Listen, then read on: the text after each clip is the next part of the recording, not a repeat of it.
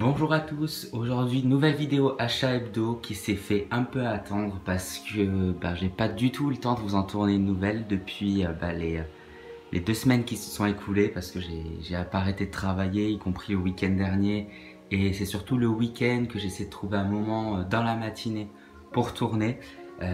J'étais un petit peu dégoûté de ne pas réussir à vous tourner une nouvelle vidéo. Là j'ai le temps, donc j'en profite pour me rattraper. Et je vais vous présenter du coup quelques achats que j'ai pu faire durant ces 2 semaines d'absence. Donc vous verrez pas tout, mais j'ai reçu encore un bon colis qui était bien intéressant de la part d'un mec aussi très cinéphile, donc c'était super plaisant d'échanger avec lui. Donc on va commencer avec trois objets qui n'ont aucun rapport avec le cinéma, mais plus la culture geek. Donc le premier achat, c'est une figurine pop. Ça, je m'étais promis de pas en acheter beaucoup, mais parce que ça prend de la place, mais purée, qu'est-ce que c'est cool. Donc la pop de Daenerys de la saison 7, parce que voilà, je suis allé dans une boutique à Toulouse. Donc pour ceux qui connaissent peut-être Toulouse, il y a une boutique où il n'y a que des figurines geeks, etc. Et quand j'ai vu les pop de Game of Thrones, je me suis dit qu'il fallait que je reparte avec une de Daenerys, qui est un de mes personnages préférés de Game of Thrones, mais je pense comme beaucoup. Et j'ai vu ce design-là et je me suis dit, c'est pas celui-là auquel je m'attendais. Et effectivement, édition 7. Donc je vais vous la déballer rapidement. Donc il y a un petit socle. Donc j'ai l'impression qu'il y a à chaque fois que des socles pour les personnages féminins. Je trouve ça vraiment bête, mais bon. Parce que j'ai un Groot par exemple qui n'en a pas. Donc voilà. Je trouve le design super bien fait. On reconnaît vraiment le personnage de Daenerys de la saison 7. Quand elle commence vraiment à bien prendre son pouvoir. Enfin, j'adore. Hop. Voilà. Vraiment, vraiment sympa cette petite pop. Et elle va nous tenir compagnie le long de la vidéo. Ensuite, deux petits jeux vidéo, donc PS4 que j'ai présenté rapidement. Je ne vais pas m'éterniser dessus parce qu'ils sont super connus. Je fais exprès de les présenter ensemble. Donc j'ai profité du remaster de The Last of Us parce que j'avais adoré ce jeu sur PS3 et j'avais envie de me le refaire. Ça doit faire au moins 2 ans que je n'y ai pas touché. Et voilà, je l'ai eu à 9 € je crois, donc j'ai trouvé l'offre super intéressante. Et pareil pour Resident Evil 7, le fameux. Je l'ai eu aussi à ce prix-là, je trouvais ça très abordable, 9 € pour Resident Evil 7. Il ne manque plus qu'à l'installer et y jouer. Y jouer, pour l'instant, je n'ai pas le courage, bien que j'ai vu du gameplay, donc je sais où vont être les screamers et tout ça, mais je vais attendre d'être dans un bon mood, comme on dit, pour y jouer. Mais je sais que c'est un excellent jeu d'horreur et j'ai quand même hâte d'y jouer malgré tout. Donc maintenant, on passe au cinéma. Donc avec un petit film que j'ai vu récemment, qui est super cool, Nerve. Donc pour vous raconter rapidement le film, en gros ce que j'aime beaucoup c'est la dénonciation des réseaux sociaux, de l'argent, etc. qu'il y a dans ce film.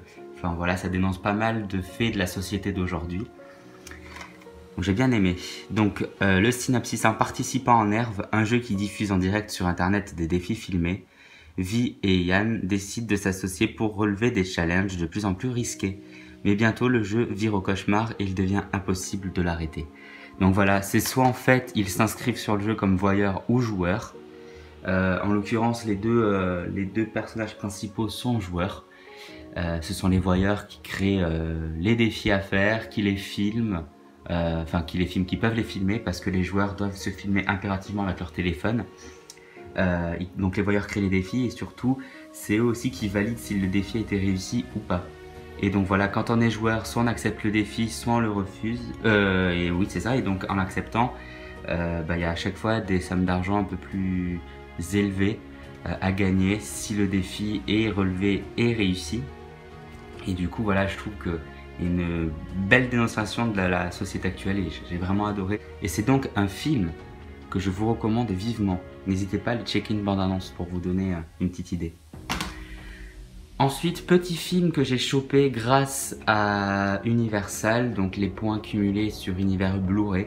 Ça, je trouve ça super cool d'ailleurs, pour fidéliser le client. J'ai chopé le Hansel et Gretel que j'avais adoré. En même temps, donc ouais, depuis Prince of Persia, j'aime beaucoup cette actrice, Gemma Arterton. Quand j'étais petit, j'étais un peu sous le charme d'un Prince of Persia. Avec ce petit charme de princesse que je trouvais assez cool. Mais depuis, en grandissant, ouais, je vois certains films avec elle, des films un peu plus sérieux, etc. Et je trouve qu'elle joue super bien. Donc voilà, j'ai profité de mes 30 points cumulés sur Univers Blu-ray pour me choper Hansel et Gretel. Et donc au petit aparté, hier c'est pareil, j'ai vu que j'avais des points à cumuler. Je retourne sur Univers Blu-ray et ce que je trouve super en fait, c'est qu'ils renouvellent les cadeaux à choisir. Parce qu'au moment où j'ai pris Hansel et Gretel, il n'y avait pas énormément de Blu-ray qui m'intéressaient, soit c'était des Blu-ray que j'avais déjà, soit des films qui me parlaient absolument pas. Donc Hansel et Gretel, bon, je l'ai déjà vu, mais c'est pas... Je l'ai vu au moins 2 fois, mais au bout du deuxième visionnage, je l'ai moins trouvé intéressant qu'au premier. À revoir maintenant, encore une fois. Mais voilà, ceux que j'ai chopé hier, enfin, ceux que j'ai vus hier, je les ai trouvés vachement plus intéressants. J'ai même eu du mal à faire mon choix de films à choisir. Donc vous le verrez prochainement dans une future vidéo. Il faut 8 semaines pour être livré, à environ. Ça fait beaucoup, ça arrivera dans un mois, je pense. Petite comédie, je me suis laissé tenter par ce 40 ans mode d'emploi avec 2 acteurs que j'apprécie, donc un petit Ant-Man, hein, Paul Rudd, et surtout, oh non mais je reconnais l'acteur de, alors j'ai mangé son prénom mais c'est How I Met Your Mother, je l'adore aussi, mais aussi Megan Fox. Oula, je ne sais pas du tout du coup ce que ça va donner. Je le répète, un amour pour les comédies américaines. Fait que j'achète souvent des comédies comme celle-ci, donc on verra ce que ça donne, je n'ai pas encore eu le temps de le regarder. Ensuite, j'ai profité pour compléter mon coffret intégral 6 films, de choper ce petit Fast and Furious 7 qui est pour moi un des meilleurs Fast and Furious, un des plus touchants de toute façon, ça paraît évident avec l'hommage à Paul Walker. Il faut vraiment que je me les revoie, ce Fast and Furious, c'est une saga que j'apprécie beaucoup, bien qu'il y en ait qui sont de moins bonne qualité que d'autres. C'est une saga que j'apprécie beaucoup et je pense qu'on est quand même plusieurs à l'apprécier. Donc voilà le petit steelbook, je pense que le steelbook de Fast and Furious 7 est assez récurrent. Je pense que beaucoup de gens le possèdent. Bon, il est très simple, mais c'est pas forcément le steelbook que je voulais au moins le film. J'ai même hésité à le prendre en 4K, si je dis pas de bêtises, ils sont... Enfin, ceux sortis en 4K sont le 6, 7 et 8. Mais bon, peut-être le 8 à la limite, il me manque que celui-ci. Donc à voir. Donc très heureux de le rentrer enfin dans la collection. Petit film que j'ai vu hier, que je voulais voir depuis pas mal de temps. Je m'attendais à mieux, mais c'est pas non plus un film mauvais, un biopic de Gainsbourg.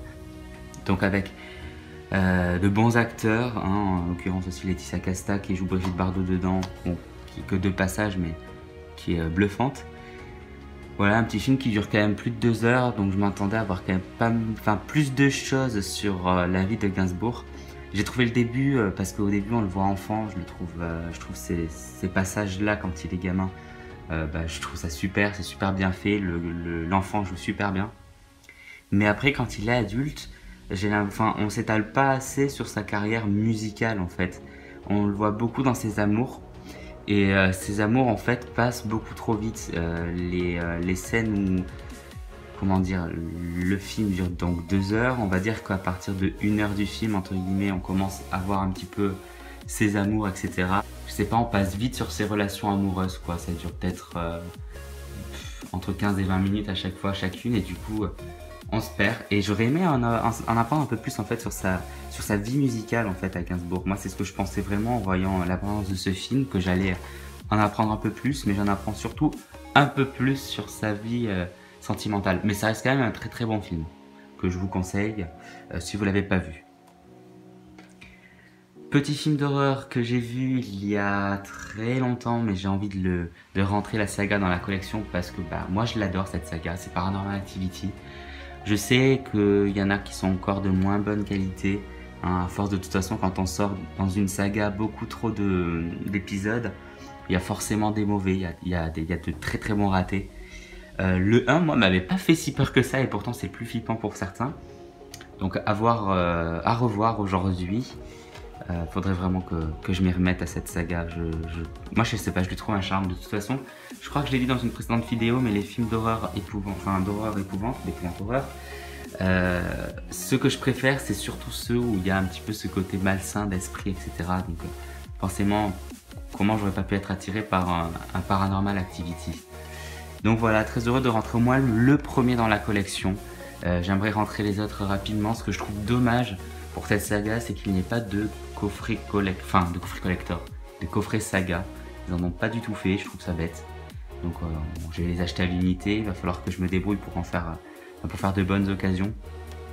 Mais voilà, très heureux de le rentrer. Ensuite, hop, on va garder celui-là pour la fin. Petit film qu'on peut classer peut-être plus, ouais bon épouvante horreur, mais je pense qu'il fait pas si peur que ça, c'est plus action, fantastique. Le Daybreakers avec Willem Dafoe que j'apprécie également beaucoup. C'est un film que je voulais voir depuis pas mal de temps, un film de vampire. Quand j'étais plus petit, donc à sa sortie, je sais plus du tout quand il est sorti, en 2008 apparemment, 2008-2010. C'est un film qui m'attirait beaucoup parce que j'ai toujours aimé les films de vampires. Quand j'étais petit, j'étais un gros fanat d'Underworld. Donc forcément, si je pouvais choper d'autres films avec ce sujet-là, bah, j'étais direct preneur. Et je ne l'ai en fait jamais vu au final. Donc je profite de mon âme de collectionneur pour l'acquérir. Et puis le voir bah, bientôt. Mais je pense que beaucoup me diront qu'il est très très bon. Et je pense que vous avez raison. J'ai hâte de le voir. Et dernier petit achat, donc pour compléter les films que je vous ai présentés dans la dernière vidéo du coup, enfin la vidéo précédente, le petit Pirates des Caraïbes, le premier du nom. Du coup il ne me manquera plus que le 4e, parce que je vous ai présenté le 2 et le 3 dans la précédente vidéo. Il ne me manquera plus que le 4e et le 5e que j'ai importé d'Angleterre en 4K. Donc il va pas tarder à arriver parce que ça fait quand même bien 2 voire 3 semaines que je l'ai commandé. Et le délai de livraison est par là quoi. Donc voilà, je vous le présenterai bientôt. J'avais bien aimé le 5e. Le 4e, je sais plus trop, j'en avais pas un super bon souvenir. Mais le 5e, pour moi, il a sa place en 4K dans la collection, quoi. Donc voilà pour les petits achats que j'ai à vous présenter sur cette vidéo. Dans cette vidéo. Donc de bons petits achats que dont je suis fier en tout cas. Enfin voilà, je suis assez content de les rentrer dans la collection. Je pense qu'il va falloir bientôt que je rachète une petite étagère parce que bah, je commence à manquer de place. Va falloir peut-être que aussi j'arrête un peu d'en acheter de temps en temps pour prendre le temps de bien tout regarder aussi. Mais quand on passe à côté, enfin quand il y a une bonne affaire à côté de nous, on a toujours envie de ne pas passer à côté, donc c'est aussi pour ça que j'accumule pas mal d'achats. En tout cas, ouais, je pense qu'un jour il faudra que je vous présente ma collection au complet, donc en plusieurs vidéos, parce que je pense que j'en ai entre 300 et 400 maintenant films, donc ça commence à faire. Donc voilà, j'espère que cette vidéo vous aura plu, que vous aurez découvert quelques films. En tout cas, n'hésitez pas à lâcher le pouce bleu, à aller dans les commentaires et surtout, je m'excuse de ne pas avoir sorti de nouvelles vidéos plus tôt. J'essaierai de me rattraper en tout cas. Je vous souhaite à tous une très très bonne journée ou bonne soirée, ça dépend quand vous regardez la vidéo. Ciao tout le monde!